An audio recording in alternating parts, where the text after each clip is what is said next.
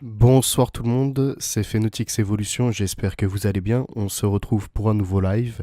N'hésitez pas en premier à liker, partager et également à mettre si vous êtes là. Donc bonsoir Clin d'œil numérique, bonsoir Rosaël, bonsoir Sébastien. N'hésitez pas à partager. Ce soir on se retrouve pour une vidéo pour parler sous bracelet électronique.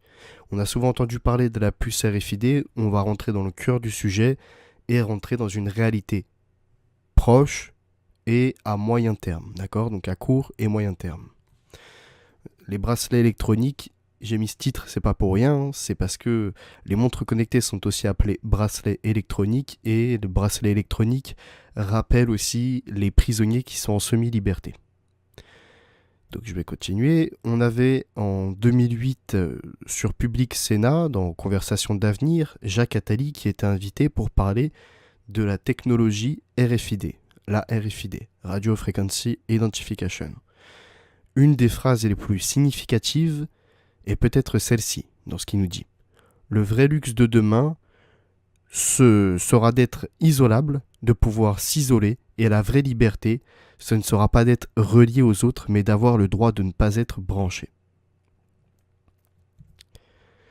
Ensuite, il continue et nous dit les progrès techniques sont des choses qui apparaissent lentement. En général, il faut 40 à 50 ans depuis la première idée jusqu'à la généralisation et en général, il faut trouver un cas particulier de départ qui est presque toujours une opération militaire. Il continue avec quelques mots, quelques phrases, et il dit l'identifier sans lui demander de sortir sa carte d'identité. Donc là, il parle que cette technologie pourrait servir notamment à identifier une personne sans demander à cette personne de sortir sa carte d'identité. Et comme les objets n'ont pas de carte d'identité, eux, ça serait pour suivre et savoir d'où ils viennent, leur provenance, le lieu de production, l'acheminement, tout ce qui est de la logistique, et on en reparlera après. Crise, que faire? Coronavirus.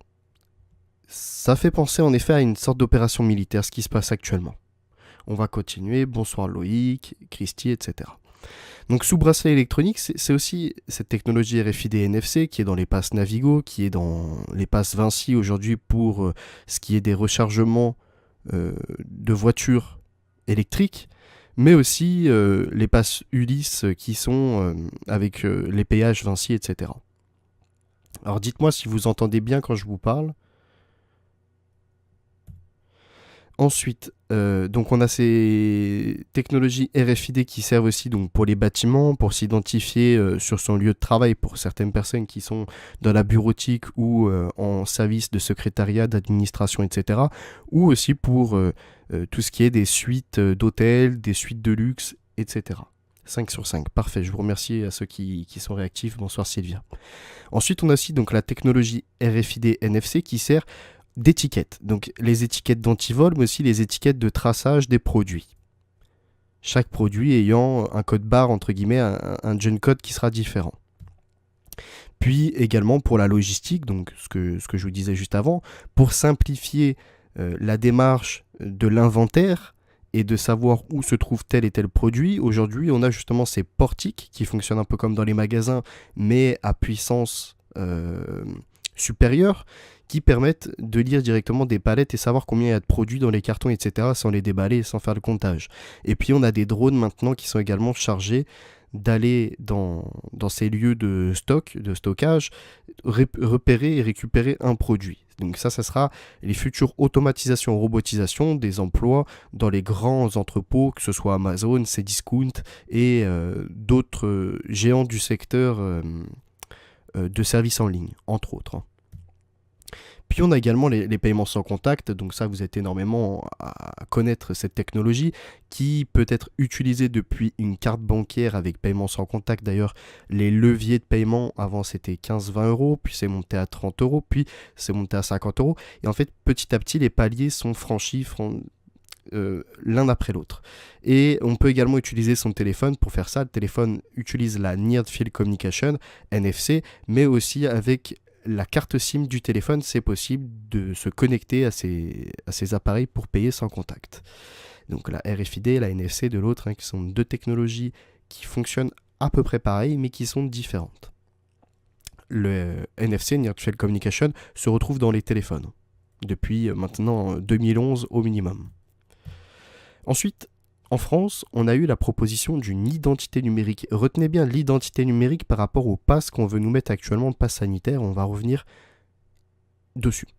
Donc, l'identité numérique, Alicem, anagramme de malice, pour ceux qui veulent une petite référence.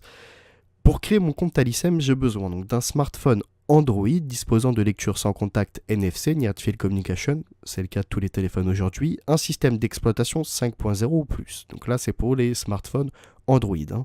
Mais ils étaient en travail pour également développer avec les iOS qui sont donc d'Apple. D'un titre français biométrique valide, donc un passeport d'après juin 2009, donc c'est-à-dire que c'est les passeports où vous avez une étiquette RFID, Radio Frequency Identification, qui est intégrée directement dans le carton, du moins dans la couverture de votre titre de français, d'accord, donc dans votre passeport, et autrement un titre de séjour d'après mai 2012, donc là il y avait une autre information par rapport au titre de séjour et à ces migrants qui ont des cartes de retrait. C'est-à-dire que tous les mois, ils ont une certaine somme d'argent qui leur est versée et avant, ils pouvaient retirer directement au distributeur. Maintenant, ce n'est plus le cas. Ils doivent faire des paiements et ils ont jusqu'à 25 possibilités de paiement. Au-delà, ils sont facturés à peu près 50 centimes. Ça, c'est une petite information supplémentaire pour vous. Ensuite, besoin également donc d'une adresse email active et le deuxième point, donc la deuxième étape, c'est installer l'application Alicem et ensuite de scanner la bande MRZ. Donc MRZ, c'est la bande optique qui permet une lecture informatisée plus rapide d'un titre d'identité, comme par exemple lors d'un passage de frontière. Donc on verra ce que c'est un peu plus loin.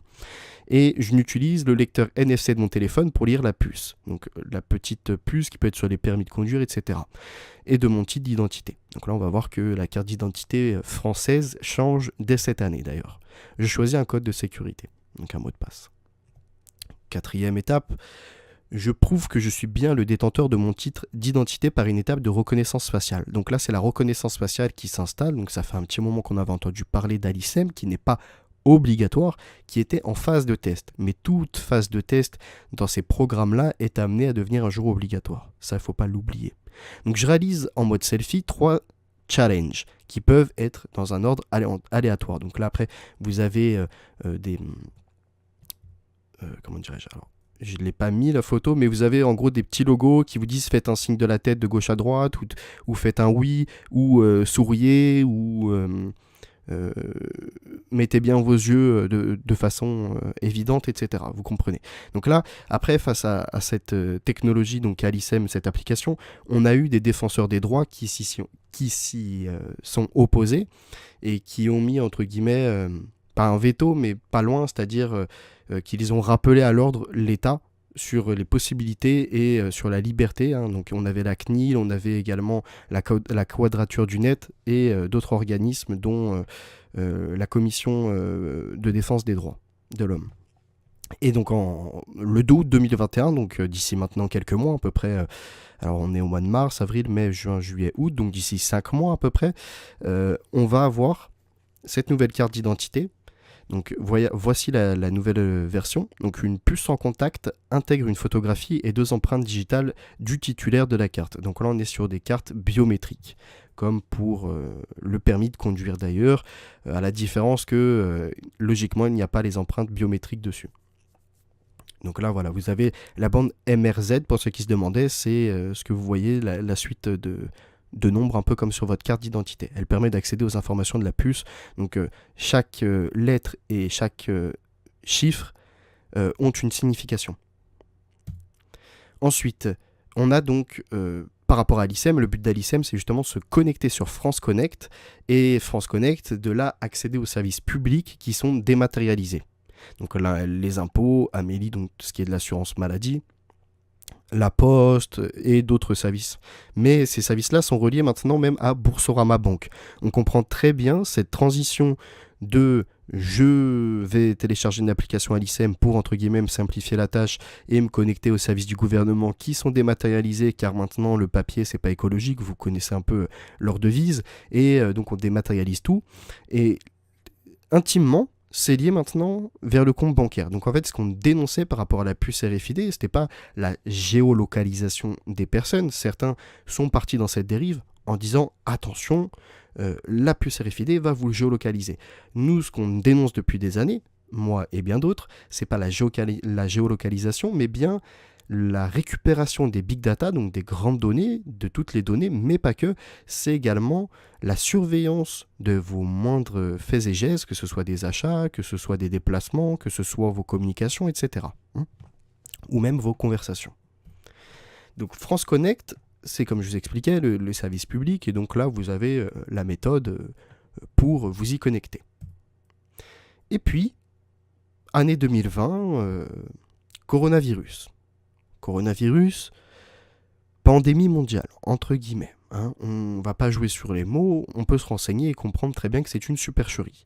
Mais c'est la mise en place et l'activation de la répression et de coercition. Et donc, pour retrouver une liberté qui nous a été volée, il faut retrouver, entre guillemets, de la sécurité. Phrase, du moins citation de Benjamin Franklin, celui qui est prêt à sacrifier une de ses libertés fondamentales pour un peu de sécurité ne mérite ni la liberté ni la sécurité et tôt ou tard finit par perdre les deux. Lui parlait au vu d'un peuple, on peut parler aussi à titre individuel en tant qu'homme, en tant que être vivant, en tant que être humain, si vous préférez. Homme-femme, c'est pareil.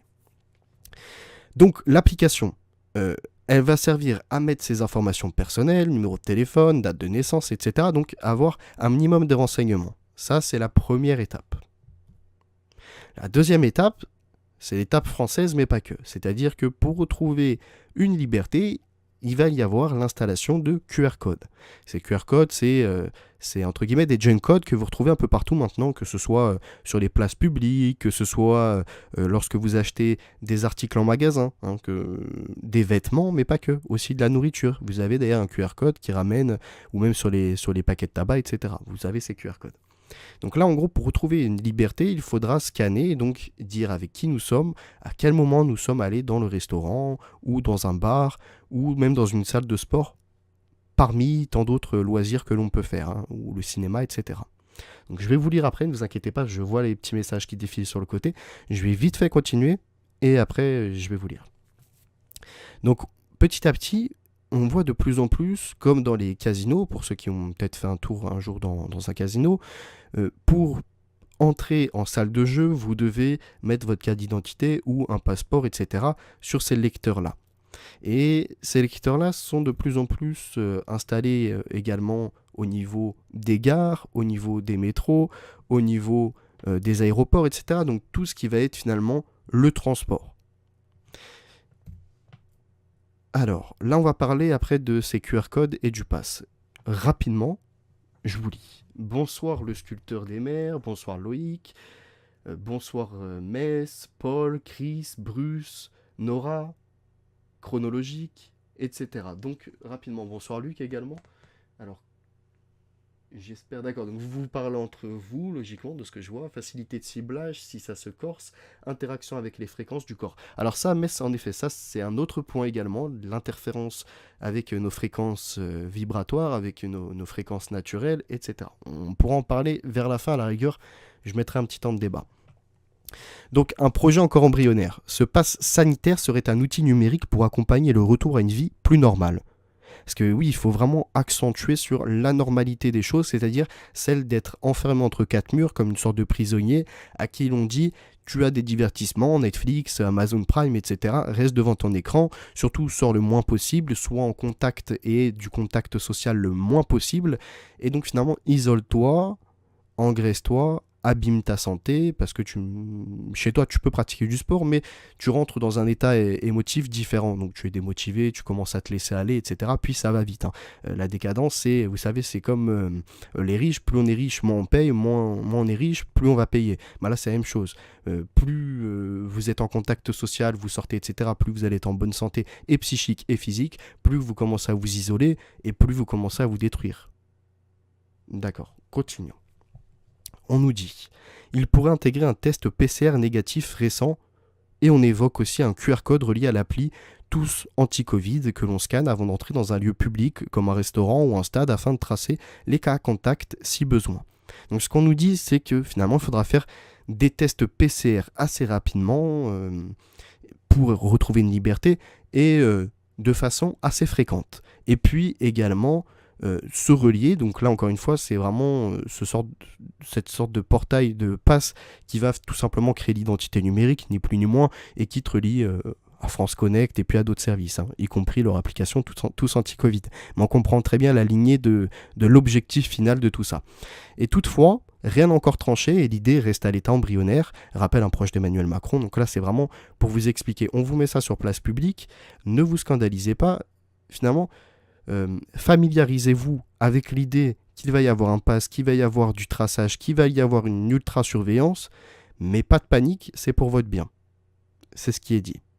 Certains souhaiteraient y voir un certificat de vaccination, mais l'hypothèse ne semble pas d'actualité. Alors pour ceux qui se posent la question, bonsoir Ziyar, pour ceux qui se posent la question de savoir si, en effet, on peut mettre ou pas une obligation vaccinale, ou du moins une obligation de cette expérimentation, qu'elle soit vaccinale ou qu'elle soit génique, génétique, etc. Il ne peut pas y avoir d'obligation, parce que c'est une expérimentation.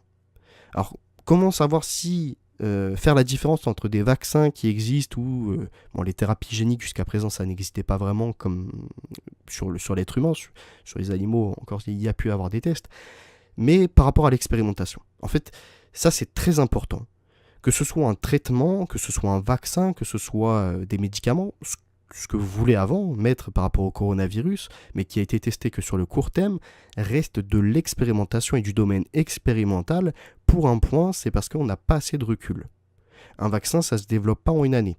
Et puis, on est incertain sur le savoir de... Est-ce qu'on transmet quand même comme finalement un cas asymptomatique une fois qu'on est vacciné? Est-ce qu'on peut tomber malade? Est-ce qu'il va résister face aux différentes souches, aux différentes mutations de ce virus? Il y a beaucoup de questions et peu de réponses concrètes, sérieuses sur des études à court, moyen et long terme. Donc ça reste de l'expérimentation. Et ça, ce point-là, faut pas l'oublier. Peu importe le débat avec qui vous l'avez, un médecin, un ami, un proche, etc., mettez-lui le terme expérimentation ou expérimental. Une fois que ça rentre dans la tête des gens, que c'est de l'expérimentation, de l'expérimental, on a des droits, notamment le code de Nuremberg. Ceux qui vous disent que ça n'existe pas et qui vous prennent le cas de la Chine ou qui vous prennent le cas d'un pays complètement totalitaire ou du tiers-monde, et encore même dans les pays du tiers-monde, il y a des droits, notamment Pfizer qui avait été condamné au Nigeria pour ses pratiques, parce qu'ils essayaient finalement de voler le consentement des gens. Parce que ce n'était pas un consentement libre et éclairé qui est inscrit dans le code de Nuremberg. Donc n'écoutez pas ces gens-là. En France, il y a des droits, sinon ça ferait bien longtemps que certains seraient enfermés ou d'autres auraient été piqués, etc. Non, on a des droits, il ne faut pas rentrer dans la paranoïa. Au contraire, il faut étudier ces droits. Donc code de Nuremberg, convention d'Oviedo, les déclarations d'Helsinki, entre autres, et bien d'autres droits encore qui nous sont applicables. On n'a pas que des devoirs. Continuons. À l'Elysée, on refuse que l'accès aux lieux publics soit conditionné à la vaccination. Ils savent. En fait, c'est pas un refus, c'est que tous les débats qu'il y a eu sur les plateaux, ou y compris les politiques qui se sont exprimés sur ça, savent une chose. Ils ne peuvent pas obliger des adultes, des êtres vivants adultes, à consentir à un vaccin sans justement qu'ils aient émis leur consentement, sans qu'ils soient conscients du positif et du négatif. D'ailleurs, le serment d'Hippocrate révèle que on doit bien faire la part du chose du bénéfice et du risque. C'est important aussi. Encore une fois, il faut vraiment étudier, pas juste dire je suis contre ou non. Étudiez un minimum et vous verrez, ça vous fera que du bien. Donc il n'est toutefois pas exclu qu'il soit intégré dans un second temps. Et vous verrez d'ailleurs que ça vous évitera ce type de débat un peu vide, un peu nul de sens, qui est finalement de redébattre sur des choses qui n'ont pas lieu, mais qui doivent être ancrées dans ce qui est un peu du subconscient. Vous savez, attaquer le subconscient pour que ce soit mieux accepté. Donc continuons. En Chine, il y a le rang social, et donc en France, on pourrait par contre voir l'apparition des bons et mauvais citoyens, c'est-à-dire ceux qui font des tests assez souvent, donc de dépistage, ceux qui sont vaccinés, ceux qui utilisent tout à fait correctement le tous anti-Covid, l'application pour essayer de retracer tous leurs contacts, etc. Alors, là, on arrive à un autre point. Donc vous allez dire, Tinder, qu'est-ce que ça a à voir dans tout ça? Vous allez comprendre que, en fait, Tinder, L'amour sous algorithme, le livre de Judith Duportail, elle a fait une analyse parce qu'elle s'était inscrite et était utilisatrice de Tinder. Et en fait, il y a une classification selon la beauté, selon l'attraction, etc. En fait, ça fait penser au rang social, c'est-à-dire que petit à petit, Alors tous ceux qui vont refuser les tests PCR, de télécharger tous anti-Covid, etc., eh ben on va essayer de les exclure de la société. Quand je dis on, c'est le gouvernement, c'est tous ceux qui sont endoctrinés dans ce système-là également. Et donc, tout ce qui est type application, mais ils vont faire du partenariat avec l'État. C'est tout ce qui va être des GAFAM et ce qui en découle au niveau application. Tinder, de rencontres, mais pas que de rencontres, d'autres domaines également, même du travail. Et en fait, ces algorithmes-là vont tout simplement déclasser les personnes qui seront à risque, les personnes qui sont complotistes, etc. Alors beaucoup se disent, bon, je m'en fous, je vais pas utiliser ça. Mais c'est important de comprendre ça, parce que même pour l'embauche de demain, donc les emplois de demain, les patrons s'intéressent de plus en plus aux data qu'on laisse sur Internet, que ce soit sur un réseau social comme Facebook, Instagram, Twitter, etc. Mais aussi nos consultations le plus possible, si on peut avoir le YouTube, les mails avec qui on est en contact, si on est un bon citoyen, etc. Ça va vraiment entrer dans l'importance de l'emploi de demain. Alors je fais une toute petite trêve, n'hésitez pas à liker, partager, et on continue, il y a du très lourd qui arrive. Donc, psychologie des foules, Gustave Le Bon, on en a déjà parlé, l'art oratoire, entre guillemets, celui qui est sur le piédestal et qui va mener la foule comme bon lui semble. Et donc, c'est le Je suis Charlie, par exemple, mené par l'État et par Charlie même. Derrière une atrocité, on fait une psychologie des foules et on réunit les gens, on les anime sous l'idiocratie un peu, c'est je suis un suiveur. Et là c'est exactement pareil pour le vaccin, ça fait des années qu'on entend je suis vacciné, je me protège, je vous protège. Et donc expliquant que ceux qui ne sont pas vaccinés mettent en danger ceux qui sont vaccinés, ce qui est complètement idiot, mais mettent aussi en danger ceux qui étaient jusqu'alors dans un état de faiblesse, donc dans un état physique qui ne permettait pas une vaccination. Alors, si ça ne leur permet pas une vaccination, c'était jusqu'à présent. Aujourd'hui, les nouveaux types de vaccination, donc, que ce soit la thérapie génique, qui est l'ARN messager ou d'autres techniques, quasiment tout le monde peut se faire vacciner. Même ceux qui sont cancéreux, même ceux qui sont très affaiblis dans l'âge, etc. C'est un choix, après. Se faire vacciner ou pas, c'est un choix.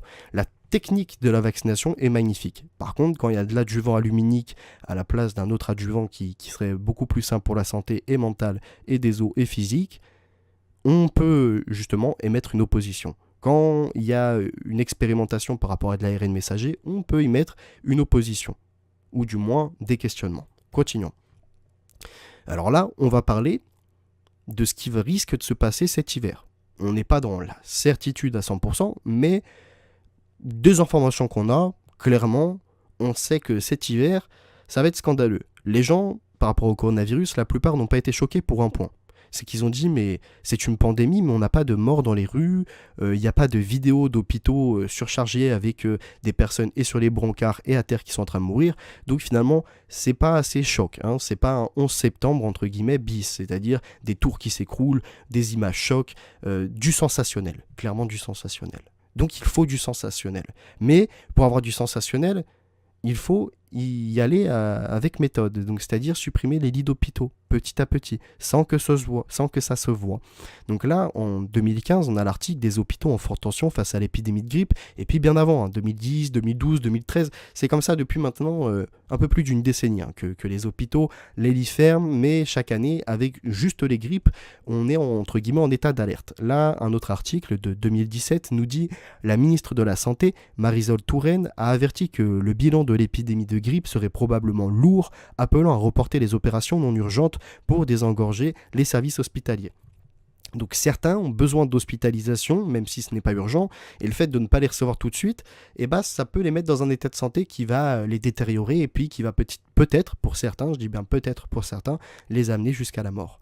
Ce qu'elle dit, l'enjeu c'est de garantir qu'il y a des lits d'hospitalisation disponibles, a déclaré la ministre mercredi lors d'un point sur la situation, alors que le pic de l'épidémie est attendu la semaine prochaine, lire ci-dessous. Le nombre de personnes malades est particulièrement important, mais le système de santé répond présent, a-t-elle rajouté. La saison de grippe 2016-2017 s'annonce délicate avec le retour d'un virus de type A, H3N2, parce qu'il y a type A et type B, on avait déjà vu ça, cousin de celui qui avait contribué il y a 2 ans à une surmortalité de 18 000 personnes. Donc là déjà on voit que il y avait à peu près 20 000 morts. Mais ce qui nous intéresse le plus, c'est ceci. Alors, depuis 1980 jusqu'aux années 2016, et encore le graphique ne continue pas parce que 2020, ça a été une année scandaleuse. Donc, de 1980 à 2016, on est passé pour 100 000 habitants en France d'à peu près 1100 lits à du 600 lits. 600 lits pour 100 000 habitants. Pourtant, on est dans les premières puissances mondiales. On est dans le top 10. Je ne pourrais pas vous dire aujourd'hui si on est 7, 8, mais on est dans le top 10. Ensuite, voici ce qu'on nous dit. Voici les chiffres selon le collectif d'urgentistes Interurgence, données connues au 31 octobre 2020. 100 lits fermés à Nantes, 350 lits fermés à Tours, 200 lits fermés à Caen, 174 à Nancy, 230 à Marseille et 1091 autres lits fermés partout ailleurs en métropole. Au total, au cours des derniers mois, 2145 lits fermés, supprimés. Donc ça, c'était en 2020. Je vous laisse imaginer, là, ça continue actuellement, les fermetures de lits un peu partout. Pourquoi d'après vous ? Pourquoi ? Donc ça fait des années que c'est comme ça. Pourquoi ? Alors qu'on sait que chaque année, justement, non seulement les infirmiers, les médecins, tous ceux qui sont du domaine médical, sont surchargés parce qu'il n'y a pas assez de lits, parce qu'il y a trop de taf et qu'il n'y a pas assez de personnes pour, entre guillemets, les aider. Et là, on ferme encore des lits dans une période de coronavirus dit période ultra mortelle, entre guillemets. Attention, c'est des grands mots, mais c'est par rapport aux médias et aux politiques données.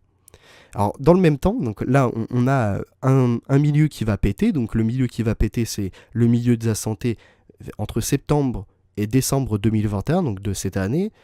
Ça va péter soit d'une grippe, soit d'un H1N1 ou d'une connerie comme ça qui va revenir, ou soit du coronavirus allié avec un autre virus, mais en général on dit que deux virus ne peuvent pas cohabiter ensemble, d'accord ? Il y a un virus qui prend le dessus, c'est lui qui va contaminer les autres, et c'est soi-disant pourquoi on aurait eu finalement du coronavirus et pas des cas de grippe en cette année 2020, celle qui est passée. Ça, c'est une explication scientifique. C'est pas moi qui vais vous l'inventer, c'est d'après des recherches et c'est bien scientifique. En effet, tous s'accordent à dire que lorsqu'il y a un virus en circulation, le deuxième ne peut pas prendre le dessus et donc finalement son épidémie va être amenée à quasiment zéro. Ensuite, il y a un deuxième point qui va péter, qui est un peu hors sujet mais qui est quand même dans le sujet, c'est celui des quartiers. Actuellement, rien n'est fait. On verbalise, entre guillemets, la gendarmerie et les policiers vont verbaliser, et encore maintenant ils commencent à quand même lever le pied, mais bon, après combien d'amendes qu'ils ont mis à 135 €. Et puis bien avant c'était les gilets jaunes aussi, qui subissaient les amendes pour le port d'un gilet ou pour la participation à une manifestation. Là, ce qui est en train de péter, donc, c'est les quartiers. Pour l'instant c'est du mortier, c'est des feux d'artifice. Mais il n'y a pas que ça dans les quartiers. Ça faut le savoir. Maintenant, si on arrive à entre septembre et décembre 2021, où il commence à y avoir des surmortalités, où il commence à y avoir des manques de lits, des manques de soins, et que ces personnes habitant les quartiers, pour la plupart, ont soit leur mère, soit quelqu'un de leur famille qui vient à décéder, ou qui vient de ne pas être pris en charge, je vous laisse même pas imaginer les émeutes que ce sera. Et à ce moment-là, ce sera tout simplement ce que Jacques Attali espère depuis 2008, cet événement militaire marquant l'avènement de quelque chose de nouveau par rapport à la RFID ou du moins par rapport à un suivi tracking. D'accord ? On en vient à Covid-19, The Great Reset, qui est la grande réinitialisation de Klaus Schwab et de Thierry Malleret. Un livre minable, mais que j'ai lu et dont je vais vous faire un micro-résumé. Du moins, moi, ce qui m'intéresse, c'est Sous bracelet électronique. C'est le titre de ce live. Du moins, j'espère, oui, c'est bien ce que j'ai mis. Alors, donc là, on nous dit, page 187, la tendance pourrait prendre de nombreuses formes différentes. La mesure de la température corporelle, donc là en fait ils expliquent tout simplement que les entreprises s'orienteront vers une surveillance accrue pour le meilleur ou pour le pire. Elles surveilleront et parfois enregistreront ce que font leurs personnels. La tendance pourrait donc prendre de nombreuses formes différentes de la mesure de la température corporelle, dans certaines entreprises c'est le cas aujourd'hui, avec des caméras thermiques à la surveillance via une application, de la manière dont les employés respectent la distanciation sociale. Cela ne manquera pas de soulever de profondes questions de réglementation et de respect de la vie privée que de nombreuses entreprises rejetteront en faisant valoir que, à moins d'accroître la surveillance numérique, elles ne pourront pas rouvrir et fonctionner sans risquer de nouvelles infections. Donc là sur le coronavirus. Ensuite, il y a un autre point, donc je vais pas vous faire un résumé du livre, mais je vais juste arriver à la télémédecine, à Spinoza aussi, qui était pas mal. La peur est indissociable de l'espoir et l'espoir de la peur. Hein. C'est pas pour rien qu'ils mettent la peur sur la table, c'est que c'est leur espoir. Du moins, c'est attaché à ça pour eux. Donc, la surveillance capitalisme, donc ça, c'est un autre point. Voilà, développer monde connecté, page 191. Car attendez, je vais page 191. Voilà ce qu'on nous dit. Alors, donc là, on nous dit, l'historien Yuval Noah Harari en fait partie. Dans un récent article, il affirme que nous aurons un choix fondamental à faire entre la surveillance totalitaire et l'autonomisation des citoyens. Son argumentation vaut la peine d'être exposée en détail. Alors voici ce qui est dit. Écoutez bien, n'hésitez pas à liker, partager. Il nous dit, la technologie de surveillance se développe à une vitesse fulgurante, et ce qui semblait être de la science-fiction il y a 10 ans fait aujourd'hui partie du décor. Voici une expérience de réflexion. Imaginez un gouvernement hypothétique qui exigerait que chaque citoyen porte un bracelet biométrique surveillant sa température corporelle et son rythme cardiaque 24 heures sur 24. Donc un bracelet biométrique, c'est tout simplement les montres connectées, pour ceux qui n'ont pas saisi la référence. Mais il faut donner un autre nom pour perdre un peu le lecteur. Les données en résultant seraient stockées et analysées par des algorithmes gouvernementaux. Les algorithmes sauront que vous êtes malade avant vous. Et ils sauront également où vous avez été et qui vous avez rencontré. C'est exactement l'application Tous Anti-Covid d'aujourd'hui. Les chaînes d'infection pourraient être considérablement raccourcies et même complètement coupées. Un tel système pourrait sans doute stopper l'épidémie en quelques jours. Cela semble merveilleux, non ? L'inconvénient est bien sûr que cela légitimerait un nouveau système de surveillance terrifiant. Si vous savez par exemple que j'ai cliqué sur un lien de Fox News plutôt que sur un lien de CNN, cela peut vous apprendre quelque chose sur mes opinions politiques et peut-être même sur ma personnalité. Donc là, il parle par rapport à lui aux USA. Hein. Mais si vous pouvez surveiller ce qui se passe au niveau de ma température corporelle, de ma tension artérielle et de mon rythme cardiaque lorsque je regarde un clip vidéo, vous pouvez apprendre ce qui me fait rire, ce qui me fait pleurer et ce qui me met vraiment, vraiment en colère. Il est essentiel de se rappeler que la colère, la joie, l'ennui et l'amour sont des phénomènes biologiques, tout comme la fièvre et la toux. Donc c'est-à-dire que c'est propre à chacun. La technologie, capable d'identifier la toux, pourrait aussi identifier le rire. Si les entreprises et les gouvernements commencent à récolter nos données biométriques en masse, ils peuvent apprendre à nous connaître bien mieux que nous connaissons nous-mêmes. Et ils peuvent alors non seulement prédire nos sentiments, mais aussi les manipuler et nous vendre tout ce qu'ils veulent, que ce soit un produit ou un politicien. À côté de la surveillance biométrique, les tactiques de piratage de données de Cambridge Analytica sembleraient dater de l'âge de pierre. Donc Cambridge Analytica, c'est Google. Imaginez la Corée du Nord en 2030 où chaque citoyen devra porter un bracelet biométrique 24 heures sur 24. Si vous écoutez un discours du président et que le bracelet capte des signes de colère, vous êtes cuit. Parce qu'il faut savoir que en Corée du Nord, lorsque le dirigeant, donc le président, fait un discours, soit tout le monde doit se mettre à pleurer, soit tout le monde doit applaudir, etc. Mais avec ces bracelets-là, ça sera un contrôle 100%. Enfin, un contrôle à 100%. Donc après ils continuent un peu leurs idées, mais c'est vraiment ça que je voulais vous partager par rapport à Covid-19, la grande réinitialisation. Parmi tous ces peut-être, on peut peut-être mettre ça en place, mais c'est pas sûr, etc. Et il y a quand même cette partie qui est quasiment sûre de ce bracelet qu'ils appellent bracelet biométrique. Moi, que je préfère appeler bracelet électronique parce que finalement, c'est un peu comme les prisonniers. Et on va continuer à développer sur ça, vous allez voir. Et donc, il y a un autre moment dans le livre où il parle également de la santé. C'est-à-dire qu'avec ces bracelets-là, on sait donc votre fréquence cardiaque, le rythme... c'est quoi le terme ? C'est la tension artérielle, le rythme cardiaque et la température corporelle. Ce sont des points assez importants dans la santé. Et donc, cette télémédecine qui se développe de plus en plus demandera certainement l'utilisation de ces bracelets connectés. Et peut-être même l'utilisation au quotidien de ces bracelets connectés. Et c'est là donc la différence entre une puce RFID et ces bracelets connectés.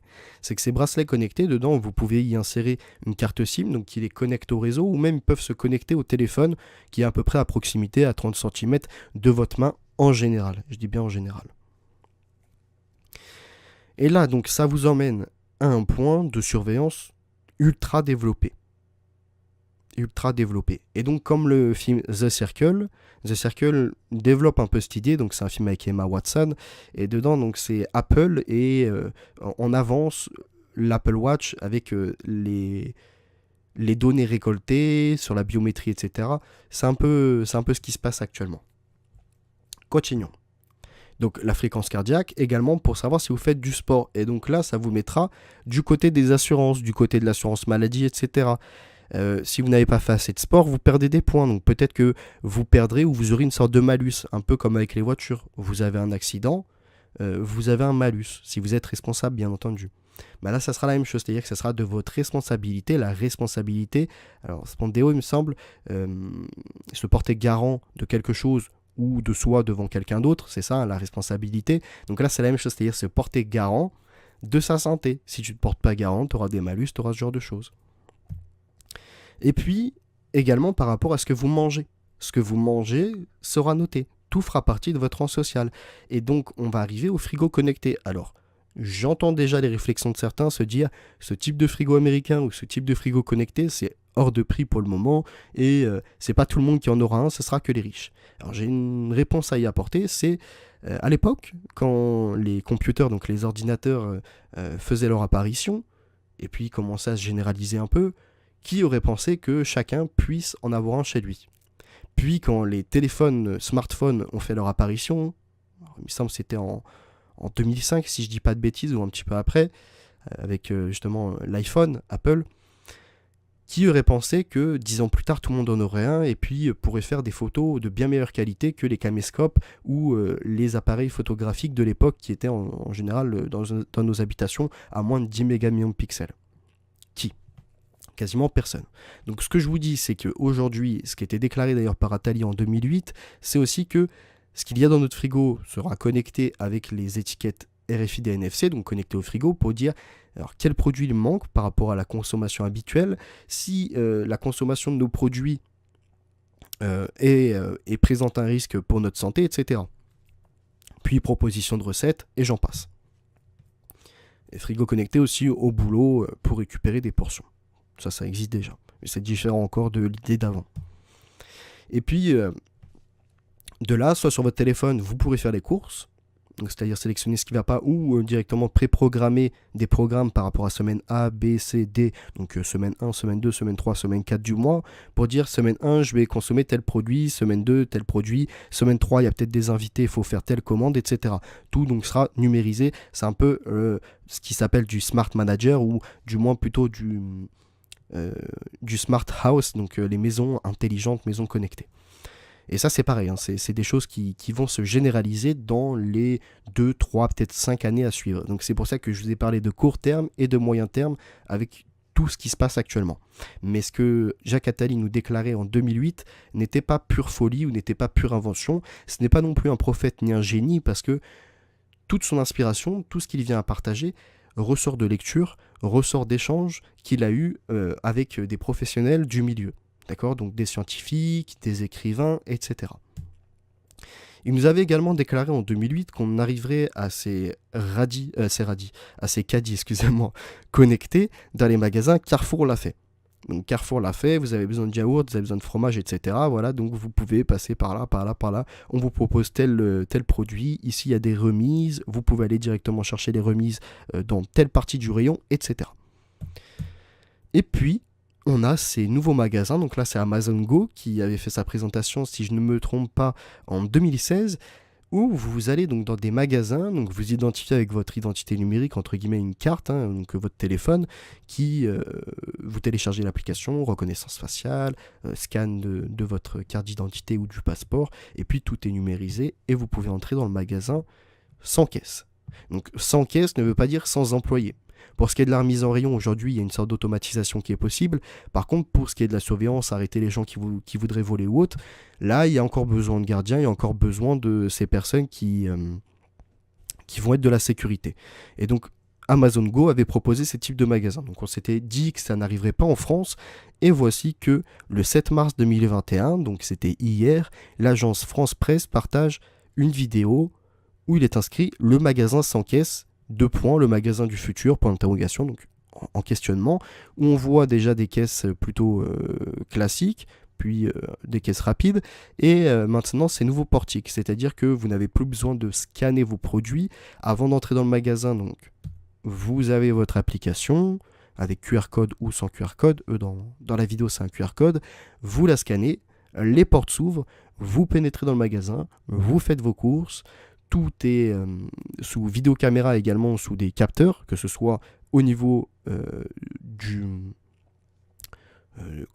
meuble où c'est posé, mais également au niveau du plafond, donc des capteurs ultra performants qui savent tel produit a été pris et dans le sac de madame ou de monsieur un tel, parce que à l'entrée vous êtes identifié avec la reconnaissance faciale. Et donc dans le magasin après, vos déplacements sont suivis, donc ça c'est pour les personnes qui vont sans avoir prédéfini entre guillemets leurs courses, et puis ils scannent également les produits qu'ils vont sélectionner avant de les mettre dans leur sac. Et lorsqu'ils scannent les produits, ils ont également l'origine du produit, ce qu'il y a dedans, etc., etc. Et puis après, ils peuvent faire des pré-réglages par rapport à leur allergie, par rapport à tout ça. Donc ça, c'est ce qui arrive. Et donc le dernier point sur lequel je voulais revenir, les montres connectées, à quoi ça sert? Ça va aussi servir à votre vie de tous les jours. Donc tout à l'heure, on entendait parler par rapport à... Enfin du moins, on entendait parler. C'était écrit dedans et je vous l'ai lu, donc vous avez entendu ce que je vous ai dit. Dans le livre La Grande Réinitialisation, il parle que ça pourrait notamment servir pour donc les montres connectées, hein, qui prennent le pouls, qui prennent la fréquence cardiaque, la tension artérielle, etc., que ça pourrait donc choper ces données par rapport aux vidéos que vous regardez, donc certaines vidéos qui vous mettent dans un état de joie, qui vous mettent dans un état un peu fatigué, un peu triste, un peu même passif, entre guillemets, c'est-à-dire que vous écoutez d'une oreille, mais vous naviguez sur autre chose. Enfin, vous comprenez, tout pourra être analysé, ce qui n'est pas le cas aujourd'hui, mis à part à la rigueur Google et encore avec les micros. Mais ça va plus loin, c'est que ces montres connectées ont également des micros, et donc ces micros peuvent entendre vos conversations, et lorsque vous êtes avec des amis ou des collègues de travail, peuvent savoir si la conversation que vous avez avec eux est honnête ou malhonnête, c'est-à-dire si vous dites la vérité ou si d'un coup il y a un mensonge qui vient, mais pas que, aussi quel hobby, quel loisir vous avez, finalement tout contrôler. Et de là également, donc si c'est gouvernemental, c'est pas une question de pouvoir sur vous et puis de catégoriser vos idées, etc., hein, que ce soit politique comme Macron veut le faire. Donc Macron veut surveiller et les idées politiques, religieuses, etc., et tout ce qui va avec. Là, avec ces technologies-là, ça va aller plus loin. Donc avec ces bracelets, ces montres connectées, ça va aller bien plus loin. Donc voilà, c'était une sorte d'avertissement. Je pense que beaucoup n'utilisent pas ces merdes-là, mais ça commence quand même à se généraliser de plus en plus. Il y a des designs différents, des bracelets qui se changent par rapport à l'ajustement, le design, etc., etc. Finalement, c'est devenu un deuxième objet un peu incontournable, donc après le téléphone, c'est la montre connectée. Et une fois que l'humain ne fait qu'un avec, finalement, entre guillemets, il se transhumanise. Donc c'est-à-dire qu'il rentre dans le transhumanisme. Non pas qu'il a modifié son corps, mais qu'il vient ajouter des outils extérieurs à son corps qui sont numériques et essaye de ne faire qu'un avec le numérique. Parce que finalement, il essaye de faire en sorte que sa santé soit sous algorithme.